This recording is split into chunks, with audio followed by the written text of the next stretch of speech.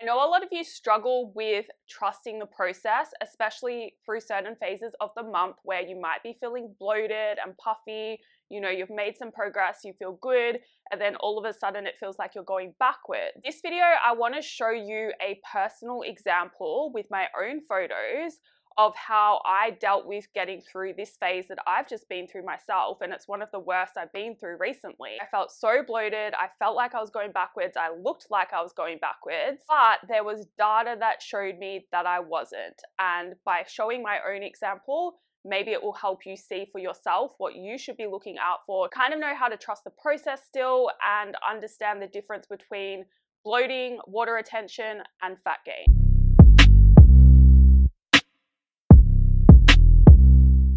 Hello, welcome back to my channel. My name is Jody and I help you change your beliefs so you can change your body, your health, and your life. So I am currently in a muscle building phase and my calories are going up.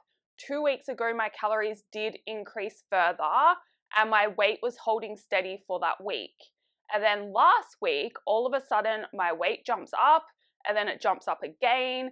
And I started feeling really bad in my body. I was in the second phase of my cycle last week. I transitioned into that phase. So I do expect to feel a bit more watery and bloated. This was to another level. And I did start to get those thoughts in my head that maybe I did just suddenly gain some body fat. However, I knew that wasn't the case. And I really just had to keep going and trust the process, even though I lost my appetite and I just felt so heavy. I didn't want to eat, but I had to, right? Because that's what this is about, staying consistent and trusting the process, even when it looks like it's not working. Now, there were some things that really helped me do this, and that's what I want to point out for you to kind of start to think about, like this whole fat loss thing. You need to understand your body and you need to start to think of it as a process with a lot of moving parts. And the more you understand your own body and the process combined, the better you will be able to see this stuff for yourself. In saying that though, one of the things that helps me the most, honestly, is having my own coach.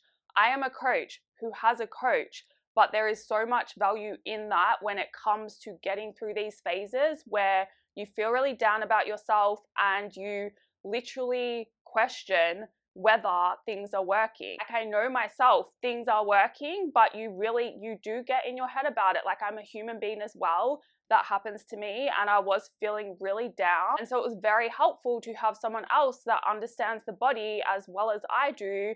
In fact, my coach is smarter than me, right? That's part of the reason I have a coach. And I personally will not hire a coach now that doesn't have their own coach, because it says a lot about their quality of coaching and who they are as a person if they are willing to continue to invest in their own health and their own education. That's why for me, it's so important as well to kind of uphold that standard for myself, right? Like, never stop learning. There is always a deeper level of understanding I can get to. And I think it's really admirable to continue to become an expert in my craft. And so that's what I do, right? I look for someone that's smarter than me and continue to learn from them through my own coaching experience. Anyway, so having that validation from him that everything was right was very helpful, but there was other markers as well.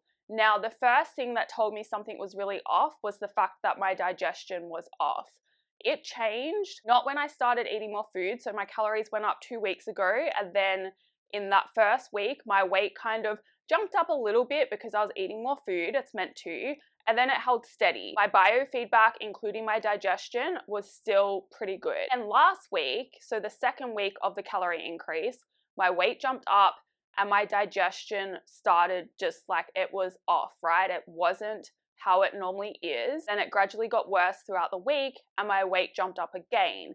And then towards the end of the week, what do you know?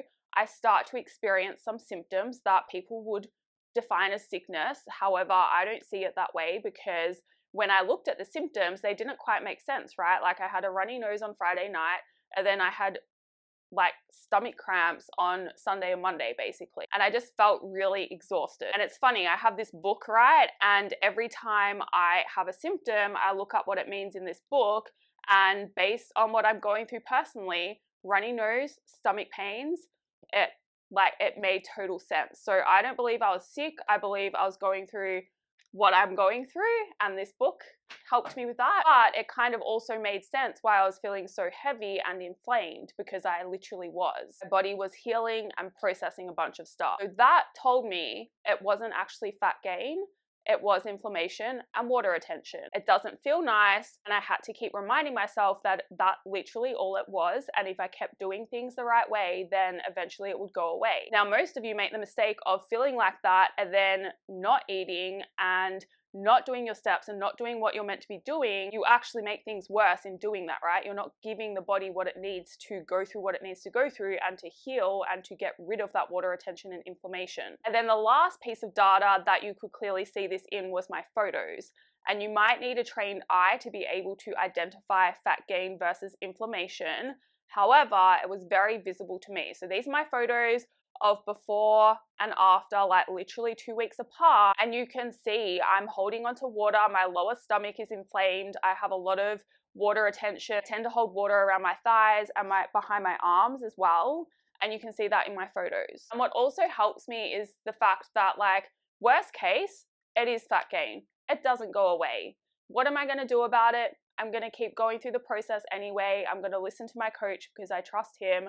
That helps so much, putting the trust into someone else. I'm going to build muscle. I'm going to get stronger. That's the plan. If I gain some fat, I've accepted that because I know I can lose it. Because I'm doing everything right and I am consistently eating more food, I'm not trying to skimp out on it. I'm not eating less when I don't feel like it. My metabolism is adapting to those higher calories. And so when I want to lose fat again or lose weight, it's not going to be that hard because I've built my calories up and I have a really high starting point to cut them from. That means I can actually lose weight quite quickly because I'm not trying to cut from 2,000 calories and I'm not trying to cut from 1,500 calories, right?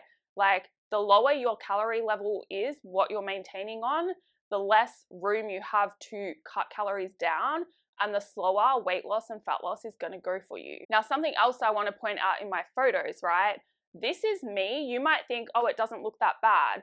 I felt bad. And this is me still standing with a good posture. So my hips are tilted back. If you stand with a forward tilt of your hips, then that is going to make your bloating look even worse. That is going to make your lower stomach stick out even more. So you have to be mindful of that as well when you're looking at your photos. Your posture matters.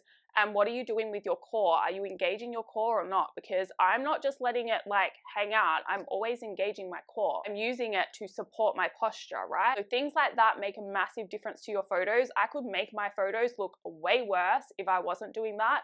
But that's not the point of this video. I want to show you that this happens to everyone. It is normal. And the best way to get through it is to trust the process, keep going. If you have a coach, talk to them about it so they can help you work through it. That is all for this video. Thank you for watching. If you liked it, please like it. If you'd like to see more, please subscribe. If you have any questions, feel free to send me an email and I will see you in the next video.